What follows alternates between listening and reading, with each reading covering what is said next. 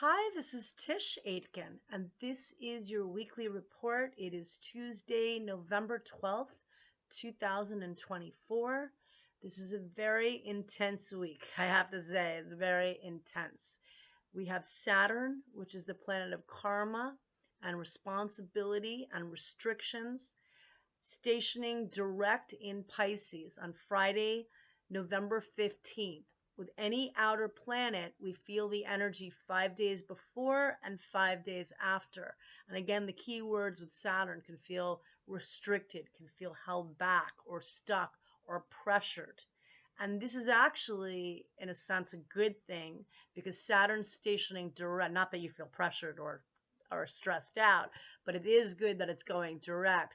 When an outer planet stations, whether it's retrograde or direct, it emphasizes the qualities of that planet. And Saturn in Pisces is kind of a joke because Saturn is all about getting things done and containing things and structuring and focus. And Pisces is imagination and the ocean and dreams and very uncontainable. Hopefully your imagination is uncontainable. You structure it, but hopefully it's infinite. And so we feel the pressure, we feel the challenges. We're also dealing, what's interesting too is that this full moon occurs on November 15th on the day of the Saturn station. And that full moon is going to be at 24 degrees of Taurus. And the moon loves being in Taurus. It's exalted there. It's very sensuous. It's very creative. It, loves all sorts of pleasures, but it's conjunct Uranus within a degree. Uranus will be at 25 degrees of Taurus, and the full moon will be exactly at 24 degrees of Taurus. That is electric. That's an awakening energy. And it's on the same day that Saturn is stationing direct. The other interesting part is that both Saturn and Uranus rule Aquarius. Saturn is the ancient ruler. Most of us equate Saturn energy with Capricorn. Goals, ambition, business, people in authority. But it is the ancient ruler of Aquarius, which most people associate more of the Uranian themes, the maverick, excitement, electricity, chaos. I happen to know, he's gone now, but he's still with me. I mentioned him often. I have mentioned him often, the Swami. He died on the full moon in Aquarius in Leo season. It was on August 19th. And his nickname was Instant Chaos. And he had OCD. He was in the record business for many years. And he was one of those people. He was a genius, and Uranus on the higher level is absolute genius, but chaos. And his nickname was Instant Chaos. And he'd have this really disheveled desk, and things would be all over the place. But he would be able to find exactly where, in his case, his nugget of gold would be his 78s. So he would know exactly where in the chaos the things he wanted were.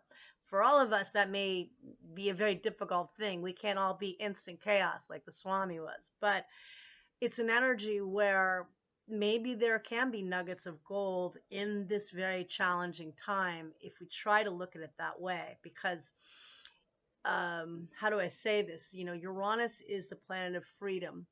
It definitely can bring the unexpected. Whatever you think it is, it'll be something else, most likely. But it brings awareness. It's the planet of awakening. It often has similar energy to eclipses, in that eclipses wake us up and shake us up, and we know a lot's going to happen, but not exactly how it'll play out. And Uranus does not like being in Taurus because Taurus moves very slowly, and it's a fixed sign. It likes stability, and Uranus is anything but. And that Taurus, I knew, well, he was onto his own. He was a genius of a bygone era. He's a lovely guy, but he was instant chaos. And this is the tone of the week, instant chaos. But how about like the Swami, we find those nuggets of gold in the chaos, and use the exciting energy to innovate. And a lot of us will be feeling the pressure. I'm not making light of that. And this full moon is interesting because in the full moon chart, the full moon in Taurus Saturn Neptune and Pluto are both making good aspects to this full moon. Neptune is at the last, what's it, 27 degrees of Pisces right now. It will station direct on December 7th. Pluto, wow, Pluto is at the last degree of Capricorn. It's at 29 degrees and 55 minutes on the day of the full moon, just about to finally exit out of Capricorn. It started in Capricorn, started its journey on January 25th of 2008. That's 16 years ago. And it leaves altogether on November 19th, which would have been my father's 99th birthday. So it is going out and it is done. And now we're really entering the new age of Aquarius. And Pluto will transit here through March 8th of 2043. And what was I gonna say? I can't believe my father would be 99. It's kind of funny by saying that.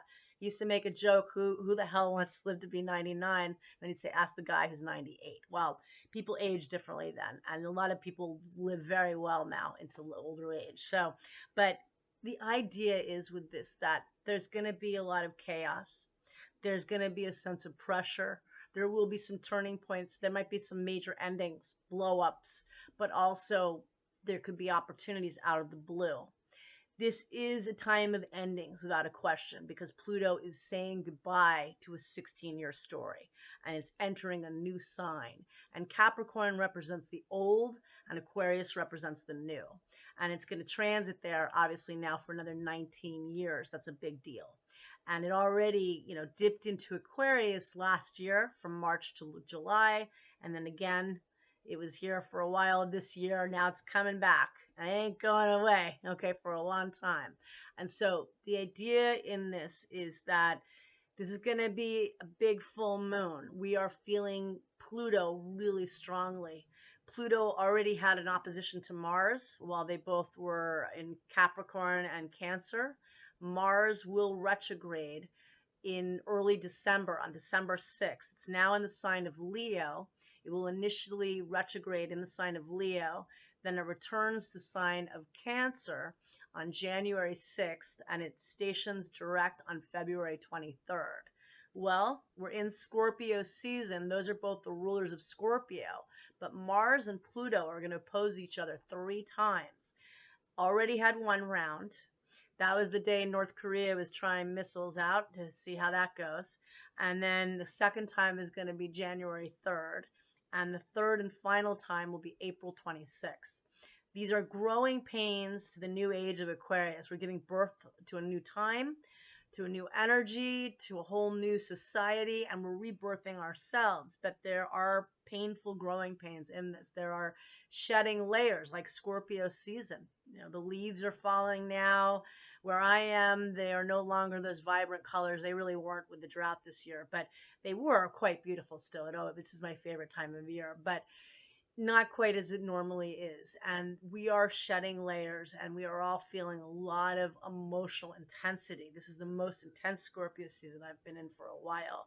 And, having that Mars-Pluto opposition, and Pluto at its last legs in Capricorn, and now entering a whole new phase, and a lot of people are in a lot of fear right now. We had Neptune transiting at the last degree of the zodiac from May 4th through September 4th. And Neptune at the last degrees of Pisces is very difficult. That can deal with mental health and depression and homelessness and feeling lost. And it's encapsulating the whole Pisces story. And Saturn, which is responsibility and how you structure, it's the opposite of Neptune. Neptune is, dreaming in the sky. Saturn is, what do I need to do? What do I need to get done? Well, they're both transiting in Pisces. And next year, the other main thing in this too, which is wild, we have Pluto changing signs this month, and that's, done now for a long time. We're going to have Neptune leaving the sign of Pisces on I just forgot now. It's in March 31st through October 23rd. So it's going to dip into, it's going to get to 2 degrees of Aries. So it's entering a new sign. And that's a whole other energy, because Aries is how we move ahead, how we get things going.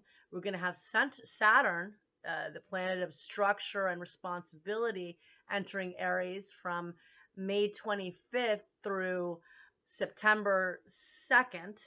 And then we're going to have Uranus changing signs. And Uranus is part of this full moon story, the Great Awakener, entering Gemini from July 8th through October 11th. Those are 3 outer planets next year.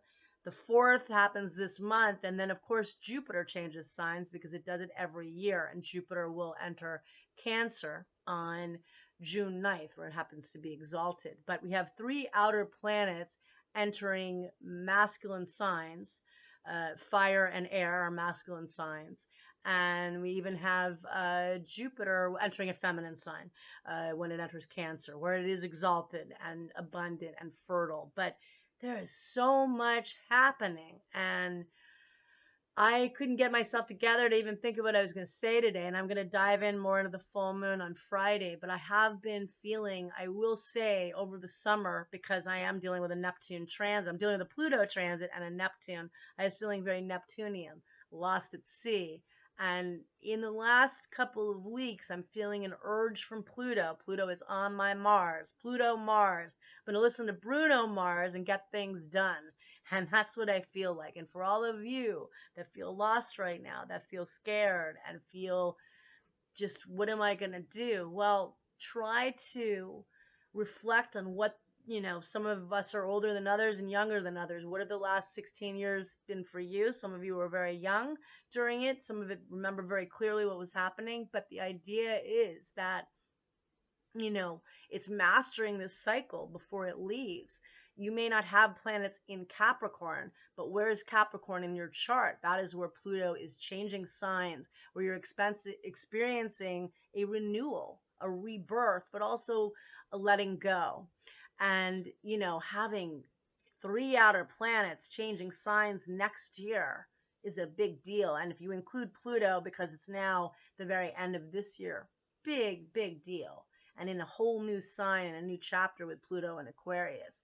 And we're seeing all the trends of AI and all of that. We have been for a while, but embracing the magical parts of Pluto and Aquarius, the idea of elevating consciousness. How about that full moon exalted in Taurus conjunct Uranus, finding gold, nuggets of gold like Swami used to do. So, this is a tough time. I'm not going to deny. Saturn is stationing. We feel the pressure. We've got Pluto just about to leave Capricorn. There's a lot of loss and mourning and sadness right now. Pluto rules Scorpio, which is the season we're in for a little while longer. And just take care of yourself, hang in there, and try to work with the magic on the day of the full moon.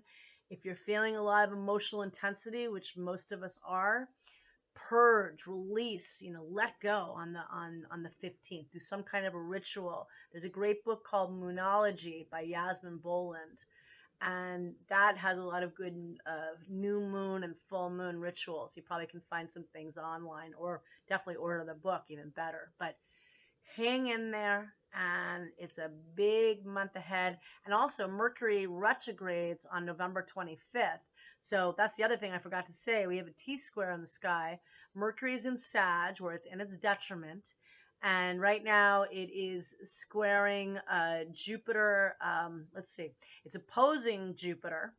And it is, I'm getting confused. It is opposing Jupiter, and it's squaring Saturn. So there's a T-square with the 3. Saturn is trying to anchor something in Pisces, which is your intuition.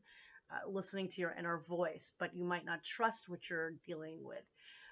Jupiter in Gemini is in its detriment because it rules the opposite sign of Sagittarius, but it brings a lot of information. And Mercury rules the sign of Jupiter. Jupiter is opposing, or Mercury is opposing Jupiter, because that's a personal planet, but Mercury is in Sagittarius in its detriment. So much Jupiter and Sagittarius is the big picture.